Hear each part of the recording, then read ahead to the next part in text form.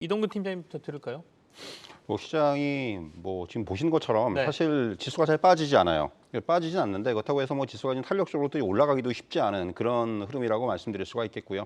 결국 대형주들이 지금 방금 이제 대형주들의 시세를 보였습니다만은 대형주들이 상대적으로 약하죠. 그래서 최근에 보면은 시장은 철저하게 종목 장세의 흐름들이 나타나고 있고, 물론 이제 종목 장세에서도 사실 어떻게 보면 주도주는 없는, 이게 지금 시장의 가장 큰 특징이 대형주들이 약하고 종목 장세인데 주도주는 없는 굉장히 빠른 순환매가 나타나면서 오늘 수소주의 흐름을 보시면 여러분들 아실 거예요. 어제 네네. 급등을 하더니 오늘도 금방 또 급락으로 돌아서는 이런 흐름들이 나타나고 있기 때문에 사실 시장 대응이 굉장히 어렵습니다. 다만 이제 앞에서 말씀드린 대로 시장이 잘 빠지지 않는다는 부분들은 이제는 시장은 확실히 저점 인식 그리고 하방 경직성이 확보가 된 상황에서 어떻게 보면은 이제 지수 측면에서는 좀 이제 계단식 상승 이런 모습들이 아마 연출되지 않겠나 이렇게 말씀드릴 수가 있을 것 같아요. 네. 아직까지 러시아 이슈라든가 이런 부분들이 끝나지가 않은 상황이기 때문에 시장이 어떤 강한 탄력보다는 이렇게 좀 지수가 안정된 상황에서 종목 장세가 좀 더 연장되지 않겠는가 이런 말씀드릴 수가 있을 것 같습니다. 삼성 SDI 얘기해줬거든요. 오늘 삼성 SDI 굉장히 좋은데요. 이거 앞으로 어떻게 볼까요? 사실 삼성 SDI가 이제 어제 오늘 상당히 시세가 좀 좋은 모습입니다. 네.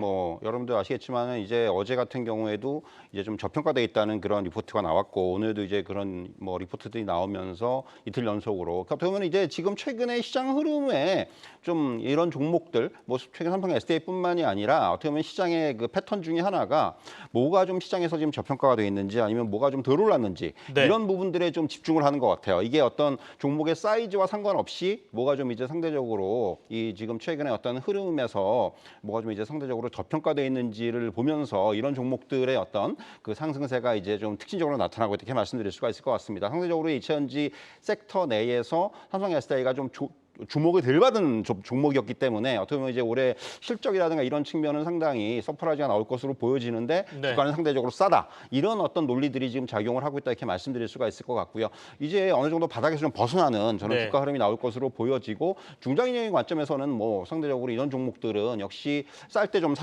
잡아두는 게 역시 맞지 않겠는가 이런 말씀을 드릴 수 있을 것 같습니다. 지금 한 58만 원, 59만 원 선이거든요. 그렇죠. 어느 정도 가격까지 보고 일단 접근을 할까요? 일단 1차적으로 한 65만 원 선을 좀 보고 있는데 지금 일단 이게 또 네. 어떻게 보면 지금 앞에서도 말씀드렸지만 최근 장의 특성이 어떤 시세 연속성이 이렇게 나타나는 장은 아니에요. 그렇기 때문에 또 이제 단기적으로 좀 주가가 올랐다? 그러면 또 이제 차익 매물이 나오고 이런 과정을 좀 겪어야 됩니다. 그렇기 때문에 이런 종목들은 사실 어떻게 보면 이렇게 한 이틀 동안 올랐다? 그러면 조금 어떤 추격 매수보다는 저는 네. 눌림목에서의 매수를 좀 추천드리고 싶어요. 그래서 사실 지금은 어떤 종목이든지 간에 꼭 삼성 SDI뿐만 아니라 어떤 종목이든지 간에 추격 매수보다는 역시 이제 좀 오르는 종목들을 여러분께서 잡으실 때는 네. 눌림목에서의 매수를 추천드리고 싶습니다. 이동근 팀장께는 오늘 아무래도 전쟁 상황 때문에 오전에도 잠깐 저희가 점검을 했습니다마는 수산주가 또 막 움직여요. 이 수산주 어떻게 봐야 될까요? 사실 최근에 이제 사료주라든가 네. 수산주라든가 곡물 관련주라든가 다 비슷한 움직임을 보이고 있죠. 어떻게 네네. 보면 이제 전쟁 다시 하루 만에 어제는 사실 분위기가 이제 러시아 우크라이나 당장 평화 협상이 잘 될 것으로 예상이 됐는데 또 하루 만에 이제 그 러시아의 병력 재배치라든가 이런 부분들이 좀 불거지면서 이것이 좀 악재로 작용하면서 전쟁의 장기화 우려가 또 불거지고 있고 결국 지금 이런 그 전쟁의 장기화 우려가 수산물의 어떤 수출 항로가 좀 막히면서 수산물이 가격 급등을 하고 있다. 여러분들 아마 비근한 예로 우리나라 같은 경우도 지금 이제 그 수산물 시장에서 보면은 연어 같은 게 대표적인 게 연어 가격이 네. 작년 대비해서 한 100% 올랐다고 하더라고요. 2배 오른 거죠, 작년 대비해서. 그만큼 이제 지금 직접적으로 영향을 받기 시작을 한 겁니다. 사실 이런 부분들이 어떻게 보면은 주가에 좀 반영이 되고 있고 오늘 이제 이런 그 수산물 관련주들의 동반 상승으로 이어지고 있는데 사실 이러한 종목들은 어떻게 보면은 지금 굉장히 이런 뉴스 플로우라든가 이런 전쟁 상황이라든가 이런 것에 따라서 주가가 굉장히 급등락을 하고 있어요. 사실 어떻게 보면 또 이러다가 또 무슨 또 좋은 얘기가 나오면은 또 이제 주가가 또 하락으로 돌아서고 이런 흐름들이 최근에 반복이 되고 있기 때문에 사실 이런 종목들의 매매는 상당히 어렵습니다. 이게 네. 그야말로 이런 그 흐름을 잘 타지 않으면은 네. 정말 이 거꾸로 매매를 할 수가 있거든요. 그렇기 때문에 저는 이런 종목들은 철저하게 어떤 그 트레이딩의 관점에서 대응할 필요가 있다. 사실 이런 오히려 이런 뉴스 플로우가 나올 때 오히려 미리 좀 이제 매수하신 분들은 차익 실현의 계기로 삼는 또 이런 전략도 필요하다. 이렇게 좀 말씀드릴 수 있을 것 같습니다. 우리 이 팀장님하고는 그 얘기를 좀 해보겠습니다. 여행하고 항공주들 좀 점검을 해야 될 필요가 있을 것 같아요. 얘기는 계속 주변에서 군불은 떼고 있는데 주가는 그렇게 뜨거워지지 않은 상황이거든요.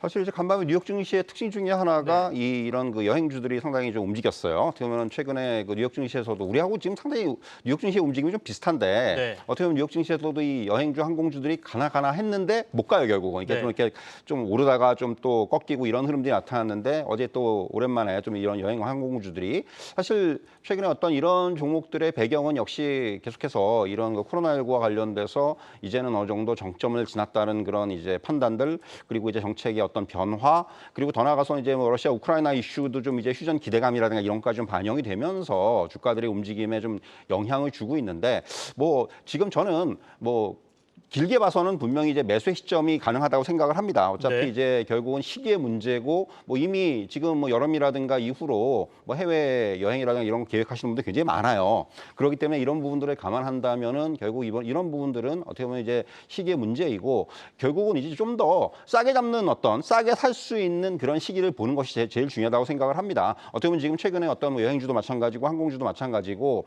흐름을 보면은 앞에서 말씀드린 대로 조금 이제 상승을 시도하다가 조금 또 쉬고 이런 흐름이 나타나는데 결국은 이런 종목들을 지금 어떤 새롭게 진입을 하실 때는 이 올라가는 구간이 아니고 네. 쉬는 구간에서의 어떤 매수가 필요하다고 생각을 해요. 조금 길게 보신다면은 결국 지금 어떻게 보면은 말씀드린 대로 한 여름 이후 이 정도가 어떻게 보면은 이제 본격적인 이런 그 뭐 여행 시즌 여행의 어떤 이제 재현 이런 부분들이 좀 나타날 것으로 보여지는데 이런 부분들을 지금 겨냥하시고 지금에는 좀 이제 어떻게 보면은 저가에 잡는 이런 전략이 필요하다 이렇게 말씀드릴 수가 있겠습니다.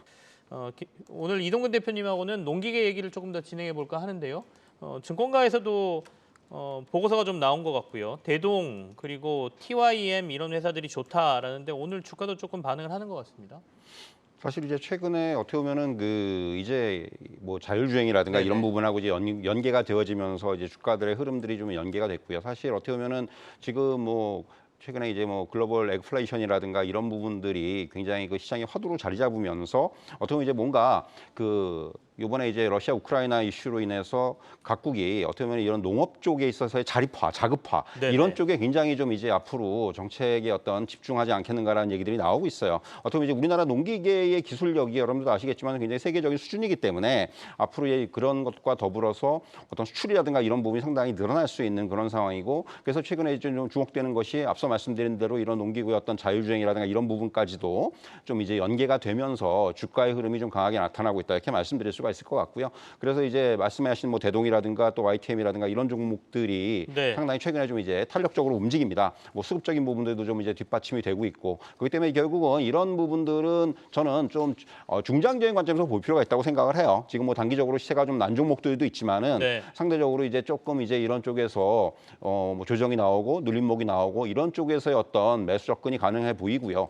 결국은 이제 요번 뭐 러시아 우크라이나 이슈로 해서 단기적으로 좀 이제 농업 관련주들이 부각이 된 부분은 있습니다. 하지만 이제 그런 부분들이 어느 정도 이제 지나면은 이제 어느 이 업종 내에서의 어떤 이제 옥석가리기가 나타날 것으로 보여집니다. 그 과정에서 이제 정말로 이제 어떤 수출 비중의 증가라든가 이런 부분들이 이제 좀 숫자로 찍힐 수 있는 이런 종목들이 좀 이제 향후에 좀 장기적으로 부각이 될 수가 있기 때문에 그런 부분들을 좀 확인하면서 좀 접근할 필요가 있다. 이렇게 좀 말씀드릴 수가 있을 것 같습니다.